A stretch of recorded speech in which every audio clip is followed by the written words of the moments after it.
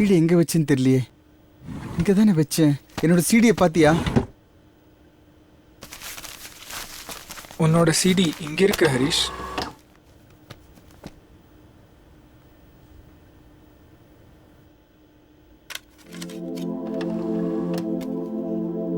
Thanks hall. You welcome Harish.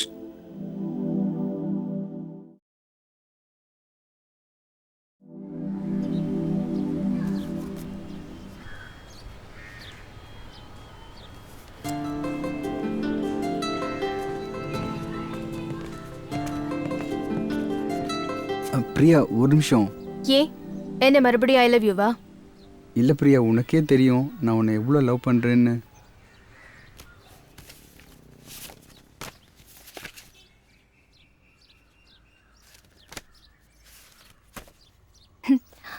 இது கூட உன்னால சொந்தமா எழுத முடியாதா? பிரியா இதை பாரு ஹரிஷ், நீயும் எவ்வளவோ ட்ரை பண்ற, வர எனக்கு உன் மேல கோவம் கூட வர மாட்டேங்குது.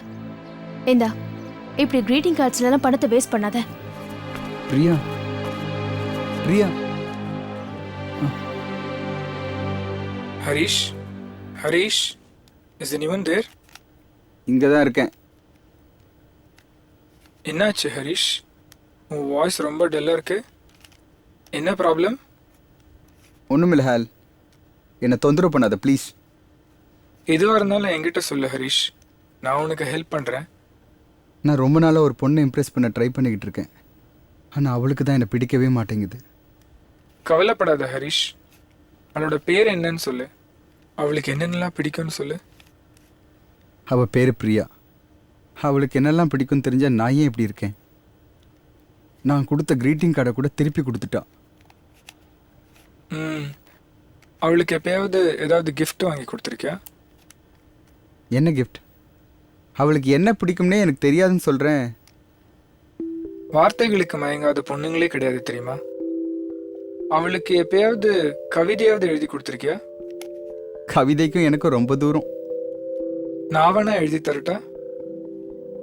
நீ கவிதை என்னன்னு எழுதுவ? 0101னா? போனால் போகட்டும் என ஒரு பார்வை பார்ப்பாய், வீணாக போய்விடக் கூடாதென அதை கவிதையில் அடைத்து வைப்பேன்.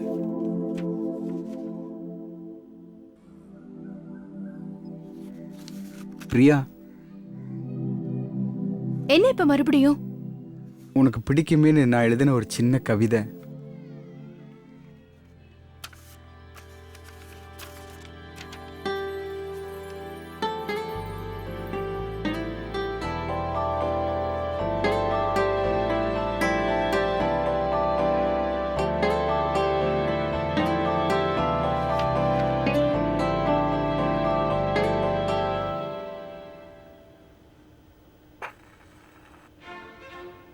You are really genius Hale.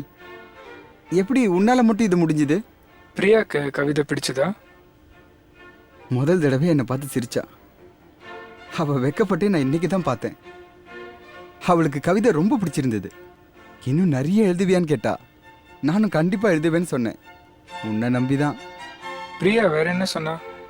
அவ பார்க்க எப்படி இருப்பா ஹரிஷ்?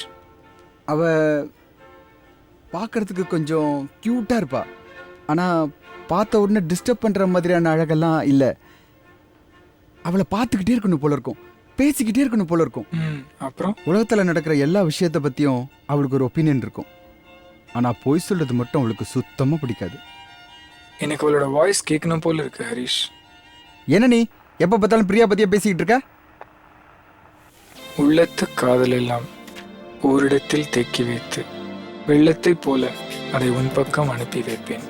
துளி துளியாய் பெரித்தெடுத்து ஊடுருவி பார்த்தாலும் ஒளி ஒளியாய் அதனுள்ளே உன் முகமும் உன் நினைவும்.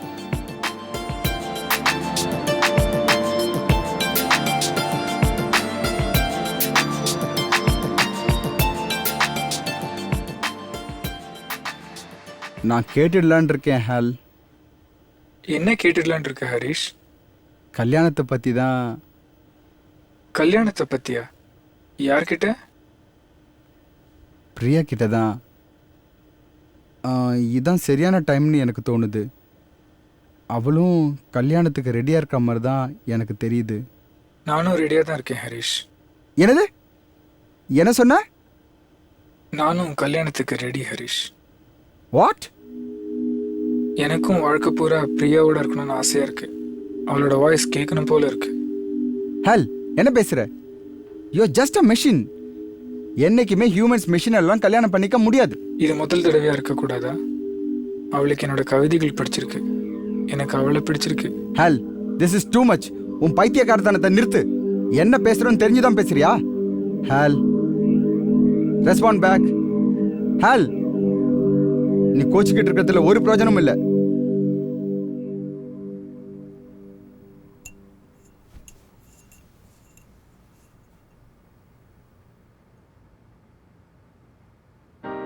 எனக்கு ஒரு விஷயம் மட்டும் ப்ராமிஸ் பண்ணணும்.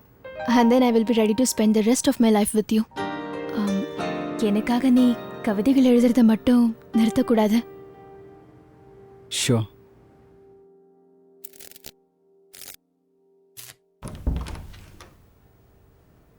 ஹரிஷ், என்னோட உயிர் தோழ்னு சொன்னா அது நீ தான்.